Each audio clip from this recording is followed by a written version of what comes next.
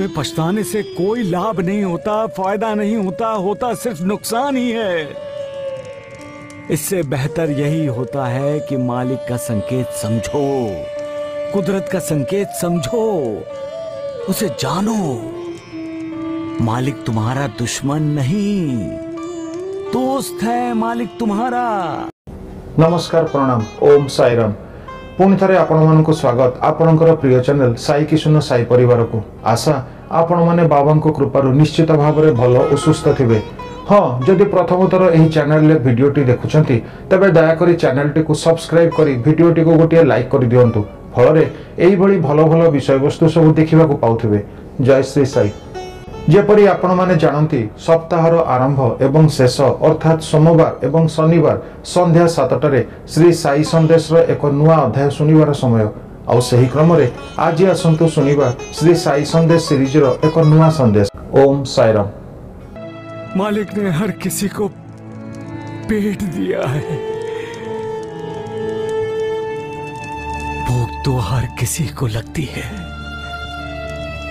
लेकिन दूसरे की भूख का एहसास करके जो दूसरों की भूख प्यास मिटाता है वो महान आत्मा होती है।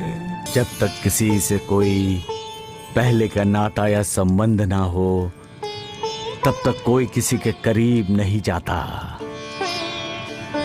अगर कोई भी मनुष्य या प्राणी तुम्हारे पास आए तो उसे ठुकराने का विचार न करो, उसका स्वागत करो, आदर करो, उसके साथ अच्छी तरह से पेश आओ। अगर तुम प्यासे की प्यास बुझाओगे, भूखे की भूख मिटाओगे, वस्त्रहीन को वस्त्र दोगे, अतिथियों को विश्राम करने दोगे तो मालिक तुम पर प्रसन्न होगा। कोई तुमसे कुछ मांग रहा है और तुम्हें देने की इच्छा नहीं है तो उसके साथ बदसलूकी ना करो। इनकार प्यार से भी तो किया जा सकता है।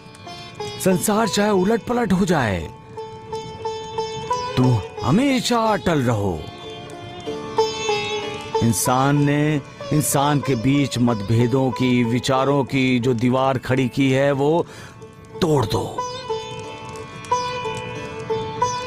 पूर्व जन्म के संबंधों के कारण ही हम मिलते हैं। ऋणानुबंधी हमें एक दूसरे की तरफ खींचते हैं। ये ध्यान में रखो। ईश्वर की पूजा और भक्ति करने के लिए हमें मंदिर जाने की कोई जरूरत नहीं है। भूखे प्यासे की भूख प्यास मिटाना, दुखी पीड़ितों की सहायता करना, अपाहिजों की लाठी बन जाना मालिक की पूजा ही है, मालिक की भक्ति करने जैसा ही है। मालिक को पाने के लिए की गई तपस्या ही तो है। सत्पुरुष जो भी लीला करते हैं उसमें लोगों का, समाज का हित छिपा होता है। अवतारी सत्पुरुषों का आगमन ही होता है लोगों के उद्धार के लिए, समाज की रक्षा के लिए। धर्म, न्याय, नीति, विवेक, सुविचार, इन्हें सुरक्षा देने के लिए। फिर वो किसी पर कृपा करते हैं, अनुग्रह करते हैं। उनके जो भक्त होते हैं उन्हें श्रद्धा और सबरी की शिक्षा देते हैं। दिल में भक्ति का पौधा लगाकर उसे विरक्ति के पानी से सींचने के लिए कहते हैं और समय पर भक्तों का भी कल्याण करते हैं। सज्जनों को अभय और दुर्जनों को भय देने के लिए ही ऐसे अवतारी पुरुष अवतरित होते हैं। गीता में भगवान श्री कृष्ण ने कहा है, परित्राणाय साधूनां विनाशाय च दुष्कृतां धर्म संस्थापनार्थाय संभवामि युगे युगे।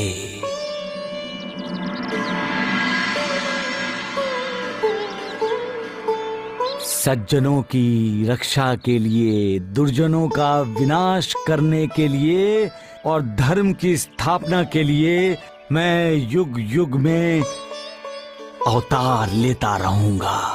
इंसान दुखी कब होता है, परेशान कब होता है? जब वो इंसान कर्ता स्वयं है ये सोच लेता है। ये सोच ही इंसान को निराशा के गर्त में ले जाता है, और जहां इंसान को सिर्फ अंधेरा ही अंधेरा नजर आता है। ये अंधेरा ही विवशता है और विवशता ही दुख है। और दुख का निदान दीवा? सुख। सुख की प्राप्ति ही दुख का निदान है। इंसान करता होता ही नहीं है, लेकिन इंसान सोचता है वही करता है। जब उसका कर्म सामने आता है तब वो दुखी होता है। सुख और सुख की प्राप्ति तभी होती है जब इंसान इससे ऊपर उठता है। करने वाला और करवाने वाला तो वो ऊपर वाला है। अगर ऊपर वाला चाहे कोई भी सपना पूरा होता है, और यदि मालिक ना चाहे तो इंसान कितना भी जोर लगा दे वो काम पूरा कभी नहीं होगा। लेकिन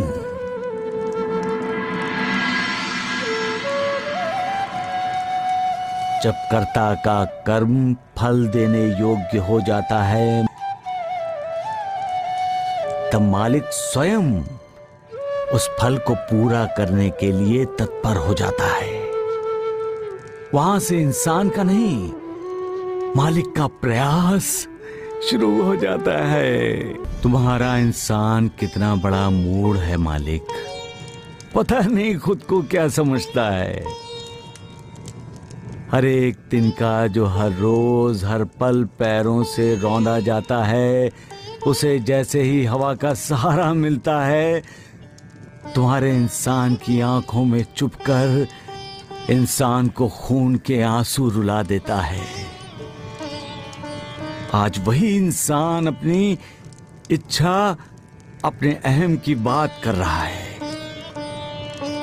वो जानता ही नहीं कि मालिक की सर्वोपरि इच्छा क्या होती है। क्या होती है सबसे बड़ी इच्छा? अरे सबसे बड़ी इच्छा वो होती है जो उस मालिक की इच्छा होती है। जो मालिक की इच्छा होती है वो तो होकर ही रहती है, जिसे होनी कहते हैं। भला कभी होनी टली है? बाद में पछताने से कोई लाभ नहीं होता, फायदा नहीं होता, होता सिर्फ नुकसान ही है।